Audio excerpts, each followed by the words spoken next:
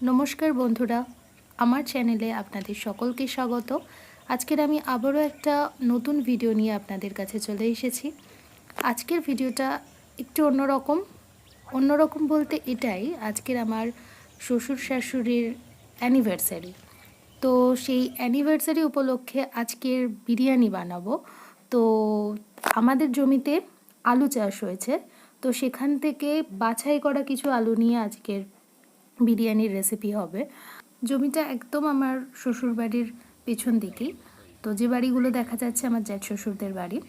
এদিকে আমার হাজব্যান্ড আমাকে আরও কয়েকটা জায়গা জমি দেখাচ্ছে, যে দূরের কোথায় কোথায় ওদের জমি আছে সেটাই। তো যাই হোক, এই যে আলু বার করা হচ্ছে, আমি প্রথম দেখছি কিভাবে চাষের আলু তোলা হয়।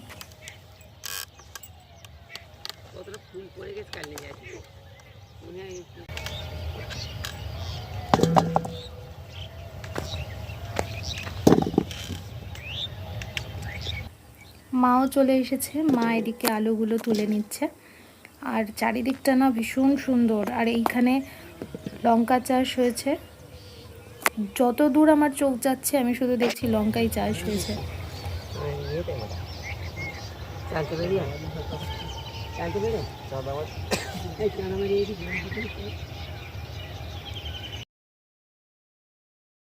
ছোট বড় সব ধরনেরই আলু দেখতেই পাচ্ছেন, বেশ সুন্দর লাগছে। আর আমি এখানে একটু আধটু একটা দুটো বড় বড় আলু বেছে নিচ্ছি, যেটা আমার পছন্দ হচ্ছে বিরিয়ানিতে দেওয়া যাবে সেরকম।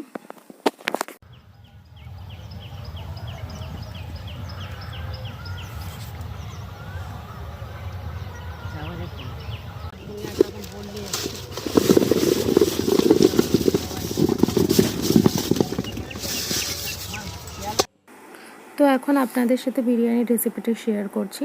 আলুগুলোকে এখানে কেটে নিয়েছি, নিয়ে জলের মধ্যে সেদ্ধ করতে দিয়েছি। তার মধ্যে দিয়ে দিলাম নুন, আর দিয়ে দিলাম জাফরান যে কালারটা সেটা, আর দিয়ে দিলাম এখানে বিরিয়ানির মশলা। এবারে একটা কড়ার মধ্যে সাদা তেল দিয়ে দিয়েছি। তেলটা গরম হয়ে যাওয়াতেই আমি দিয়ে দিলাম পেঁয়াজগুলো লম্বা লম্বা করে কেটে নেওয়া হয়েছে। এবারে এই পেঁয়াজটাকে ভাজা ভাজা করা হবে, মানে বেরেস্তা বানানো হবে। তো বেরেস্তা এখানে বানানো হয়ে গেছে, আমি এগুলোকে তুলে নিচ্ছি। এবারে আমি ওই তেলের মধ্যেই আমি আলুগুলোকে দিয়ে দিচ্ছি। সিদ্ধ করা আলুটা আমি 80% মতো সিদ্ধ করে নিয়েছিলাম। তো এবারে আমি এটা ভেজে নিচ্ছি। আলুটা সিদ্ধ করে নেওয়ার পর যদি একটু হালকা ভেজে নেওয়া হয় তো এটা খুব ভালোই খেতে লাগে। এবার ওই তেলটার মধ্যে আরও কিছুটা তেল আমি অ্যাড করে দিলাম। তার মধ্যে দিয়ে দিলাম তেজপাতা, গোটা গরম মশলা, আর দিয়ে দিলাম আদা রসুন পেঁয়াজ আর টক দইয়ের একটা পেস্ট। তারপরেই দিয়ে দিলাম পরিমাণ মতো নুন। এবার কিছু গুঁড়ো মশলা আমি দিয়ে দিচ্ছি, যেরকম এটার মধ্যে রয়েছে বিরিয়ানি মশলা, আর দিয়ে দিলাম গোলমরিচ গুঁড়ো। তারপরে দিয়ে দিলাম গরম মশলার গুঁড়ো, আর দিয়ে দিলাম আমি ধনে এবং জিরের গুঁড়ো। এছাড়া আমি দিয়ে দিচ্ছি এর মধ্যে কাশ্মীরি লঙ্কার গুঁড়ো। সব কিছু খুব ভালো করে আমি মিক্সড করে নেব। মশলাটা কষানোর পরেই আমি দিয়ে দেব চিকেনটা আমি ম্যারিনেট করে রেখে দিয়েছিলাম। তো আদা রসুন পেঁয়াজ আর টক দই দিয়ে আমি চিকেনটা ম্যারিনেট করে রেখে দিয়েছিলাম। এবার সেই পিসগুলো আমি দিয়ে দিচ্ছি।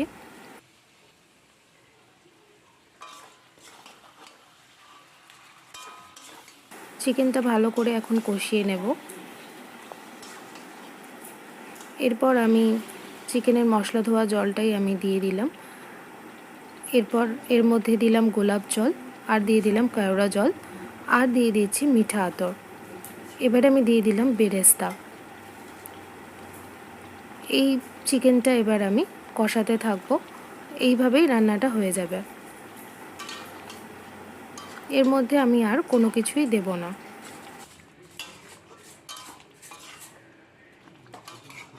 আমি এখানে ভাতটা করে নিচ্ছি। ভাতের মধ্যে দিয়ে দিলাম পরিমাণ মতো নুন, আর দিয়ে দিলাম বিরিয়ানির গোটা মশলা। এবারে আমি চালটা দিয়ে দেব।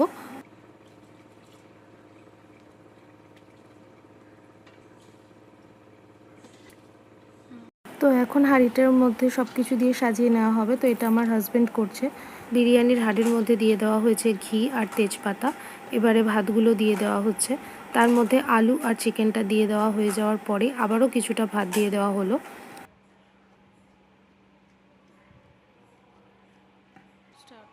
এবারে দিয়ে দেওয়া হচ্ছে বেরেস্তা, তারপরে দিয়ে দেওয়া হলো বিরিয়ানির গুঁড়ো মশলা, এবারে দিয়ে দেওয়া হলো গরম মশলার গুঁড়ো,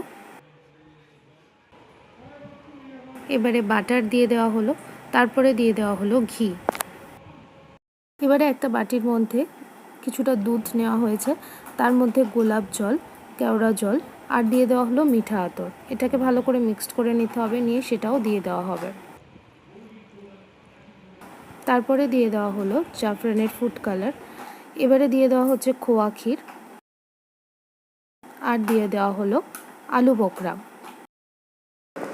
এবার বিরিয়ানির হাঁড়িটা তাওয়াতে বসিয়ে দিলাম। এখন হলো সেই সময়, এই সময়টাতে বাবা মার অ্যানিভার্সারি আমরা পালন করব। এই যে বাবা আর মা, ওনাদেরকে ঘর থেকে ডাকা হয়েছে, ওনারা বেরিয়েছেন। এখন কেক কাটা হবে, তারপর সবাই মিলে আমরা একসাথে খাওয়া দাওয়া করব।